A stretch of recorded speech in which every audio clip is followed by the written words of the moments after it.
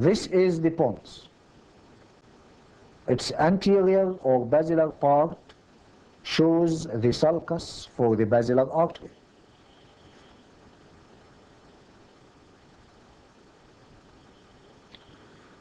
From each side of this basilar part, the middle cerebellar peduncle runs laterally to enter the cerebellum.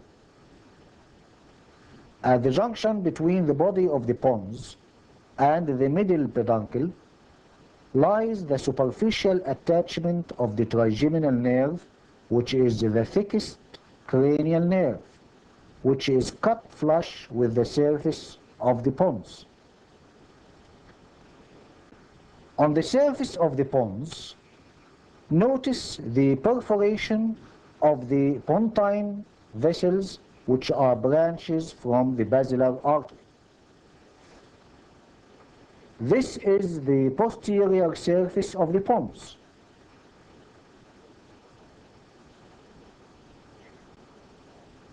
Which forms the floor of the fourth ventricle, and will be described soon with the fourth ventricle. This is a cut section of the midbrain, which is the upper part of the brain stem. It shows the cerebral aqueduct, which traverses the midbrain vertically near its posterior part and connects the third ventricle above with the fourth ventricle below. The plane of the cerebral aqueduct separates the tectum posteriorly from the tegmentum anteriorly. The tegmentum is related anteriorly to a dark strip of gray matter called substantia nigra, which separates the tegmentum from the crus cerebri. This is the crus cerebri, one on each side, and consists of descending fibers. The middle 3/5 of the crus lodges the pyramidal fibers, which continue downwards in the basilar part of the pons and then in the pyramid of the medulla oblongata, and finally form the corticospinal fibers. The midbrain consists of two cerebral peduncles, one on each side of the midline. This is the right peduncle and this is the left peduncle. Each peduncle consists of the crus cerebri anteriorly, followed by the substantia nigra, then more posteriorly by the tegmentum. They should be differentiated from the cerebellar peduncles, which connect the brainstem with the cerebellum. This is the posterior aspect of the midbrain, showing the tectum, which consists of 4 colliculi, 2 superior and 2 inferior. The superior colliculus is a reflex center for vision, while the inferior colliculus is a reflex center for auditory impulses. The superior colliculus is connected with the lateral geniculate body by a ridge of fibers called the brachium of superior colliculus. The inferior colliculus is connected with the medial geniculate body by a similar brachium called the brachium inferior colliculus. This is the inferior colliculus. This is the inferior brachium, and this is the medial geniculate body. This is the superior colliculum. This is the superior brachium, and this is the lateral geniculate body.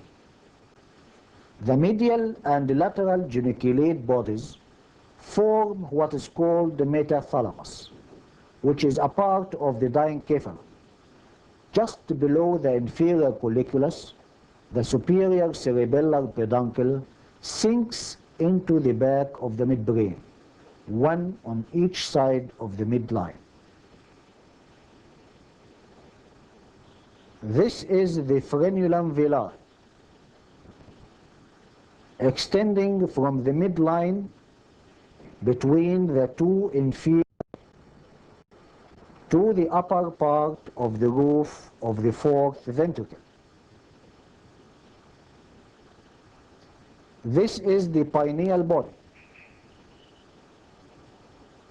lying in the midline above the two superior colliculi.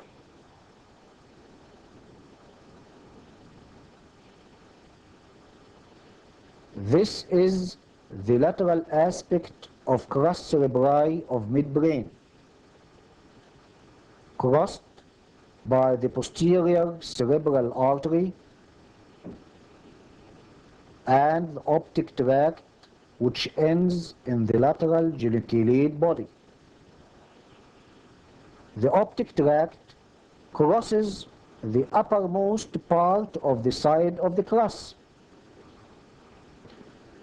The posterior cerebral artery passes backwards from its origin from the basilar artery to reach the occipital lobe. This is the midbrain seen from the back in another specimen to show the trochlear nerve as it emerges from the back of the brain stem just below the inferior colliculus.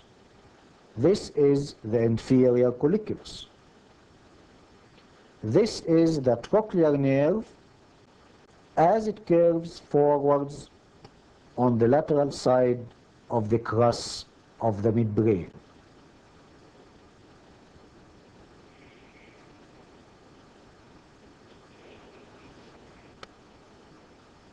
This is the anterior aspect of the midbrain, showing the two pleura which are separated by the posterior part of the interpeduncular fossa. Here, the oculomotor nerve, which is the third cranial nerve, leaves the midbrain on the medial side of the crus cerebri and runs straight forward. These are the structures in the interpeduncular fossa. This is the posterior perforated substance, which is the most posterior. These are the two mammillary bodies. This is the tuber cinereum.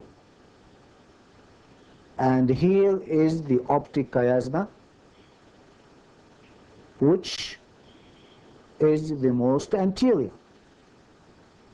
The borders of the interpeduncular fossa are formed on each side by the optic tract anteriorly and the crus cerebri posteriorly.